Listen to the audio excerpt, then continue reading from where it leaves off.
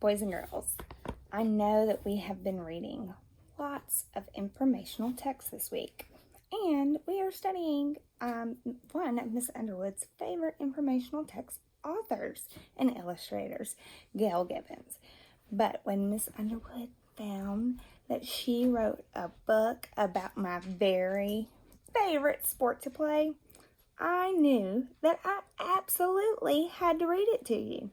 Now, sit back and hold on, because Miss Underwood is going to read you my basketball book by Miss Gail Gibbons.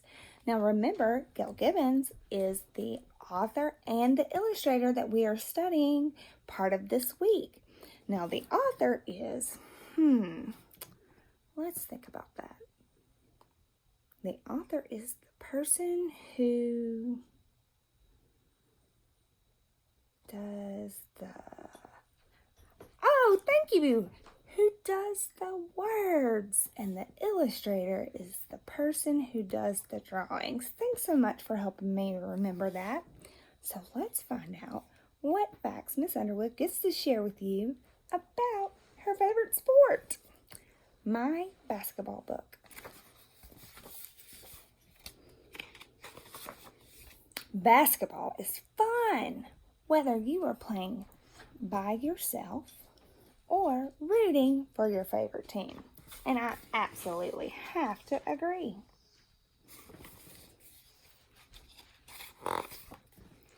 To play, you need a basketball, a basket, and sometimes you need a uniform.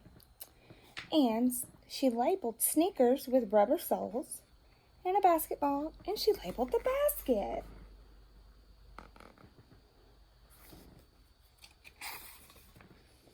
Basketball is usually played indoors on a smooth wooden basketball court. And she labeled all the parts of a basketball court. So, in case you didn't know, this is called the free throw line, and this is the basket. And down here is called the end line. This is called mid-court. Sometimes people call it half-court. And this is called the center circle. And down here, you have the exact same thing down there. And this big line right here, well, that's the three-point line. And if you shoot behind that, boys and girls, you get 3 points. So, there are usually at least 5 players on a team, and the members of each team work together, and they want to score the most points. And to score points, the ball must go through the other team's basket. Look at those awesome illustrations that tell us all about that really cool sport that Miss Underwood just loves. Now, each player has a position to play, but he or she can go anywhere on the court.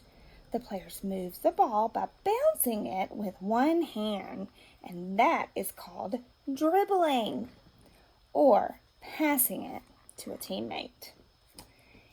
And each team has 2 guards, 2 forwards, and 1 center. Guards are usually small and fast, and they move the ball down court to the other team's basket. Forwards usually play closer to the basket and try to score. And the center is usually the tallest player on the team, and he plays closer to the basket, or she. And each player must guard the player from the other team. The team on offense has the ball. The team on defense tries to stop the other team from scoring. So in order for your team to score in basketball, you have to have the ball.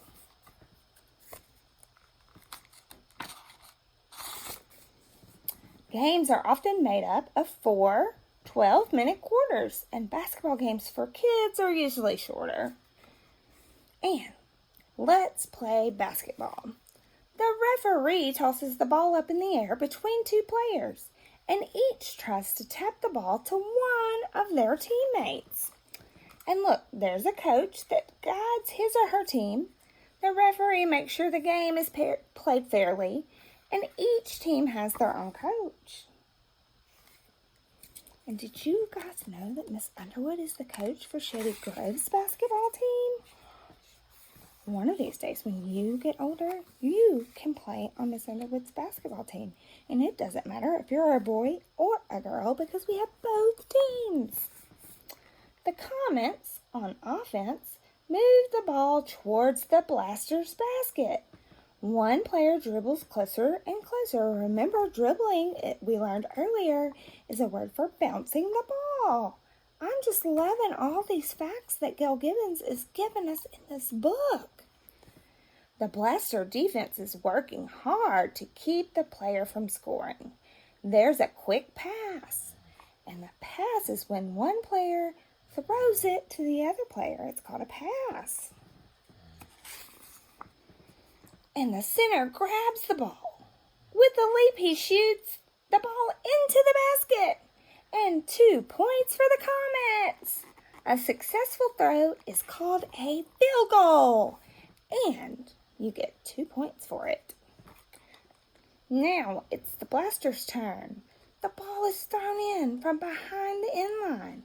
As the ball is moved down the court, a Comet guard steals it, runs to make another basket. But he's got to dribble while he's running, don't forget.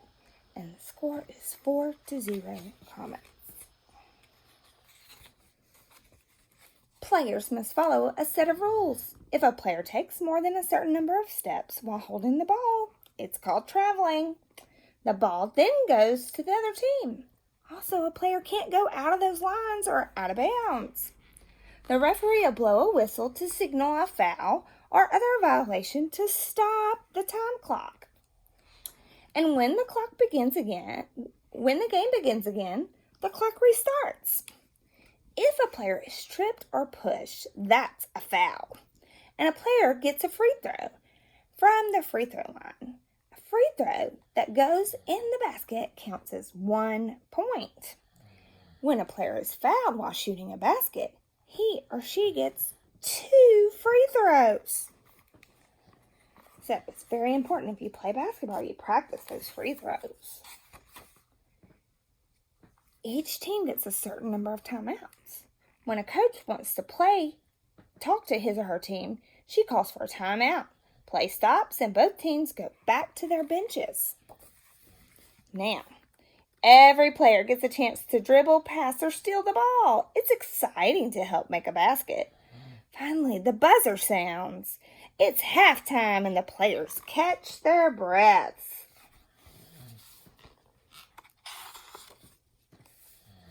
A rebound happens when the ball doesn't go into the basket and the other team takes the ball away. Rebounding is often the center's job. After halftime, the team switches sides. The players run up and down the court. The Comet center snatches a rebound and moves the ball toward the Blasters' basket. It's a basket, and by the bottom of the fourth quarter, the Comets are winning 49-48. It's a close ball game, boys and girls. The time clock keeps ticking. There are only 24 seconds left in the game. One last wild shot, and it goes through the basket. The final score is 50-49. A win for the Blasters. Everyone cheers, and it's been such a good game. And she included, in this particular informational book, a glossary. Now, in some informational books, you will find a glossary. And what a glossary is it is like a dictionary. So it will give you words and tell you the definition. So let's go over some of these basketball terms and test your knowledge. An assist is a pass to a teammate who scores. It's almost as good as scoring a basket yourself. Backcourt is the half of the court that the team is defending. Basket is the name for a score during play. Defense, and that's when you're working to prevent baskets by blocking shots, stealing the ball, or by other means, like just making a mess. Dunk, that is slamming the ball into the basket from above the level of the rim. And those are so exciting to watch. A field goal is a basket that is made during play. Front court is the half of the court that the team is attacking. Jump ball is used to start and restart play when two players are fighting over the ball and they both have their hands on it. It's called a jump ball. Offense is working to score baskets by taking shots, passing the ball, and other means. Sportsmanship. This is probably the most important definition.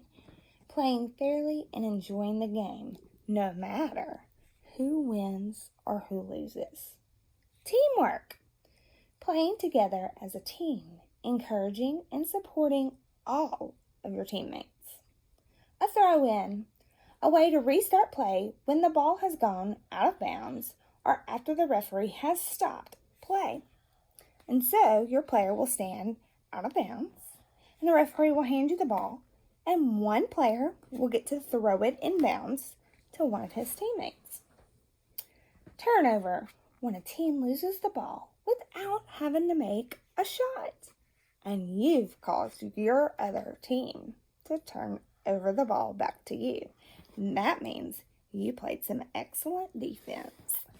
And that, my friends, is my basketball book. And we have just added another book to our 100-book challenge. We've learned all of our information about my basketball book. So I have a couple questions for you because, Miss Underwood wouldn't be Miss Underwood if she didn't ask you some questions, right? So, I have a couple questions. One of my questions is, why do you think that Gail Gibbons includes labels on her drawings? Do you think the labels help you understand more or less?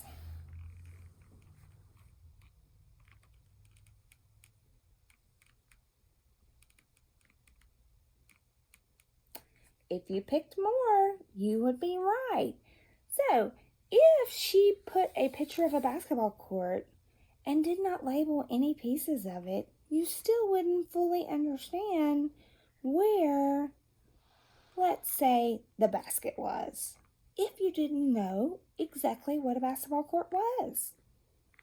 If you were like my mom, who doesn't know anything about basketball, I don't say it very loud because she's married to a basketball coach, but she wouldn't know where the basket was. So, Gail Gibbons wrote this book to give all of her readers information. And when you are writing an informational text or reading an informational text, one way you'll know that it's an informational text is that the photographs or the illustrations or the drawings that are on the inside will likely have labels on them. Okay, and so that's one clue. Now, I have a question. Did this book teach us information and facts about basketball? Yes or no?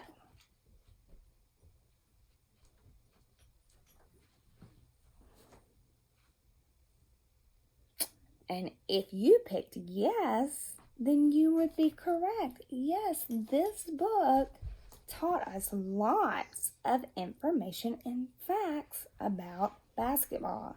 And as a result, that makes this book a fiction or nonfiction book. Make your choice.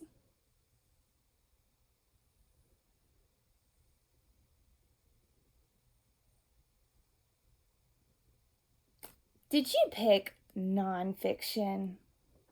If you did, thumbs up. That is right. This is a nonfiction book. This is a book about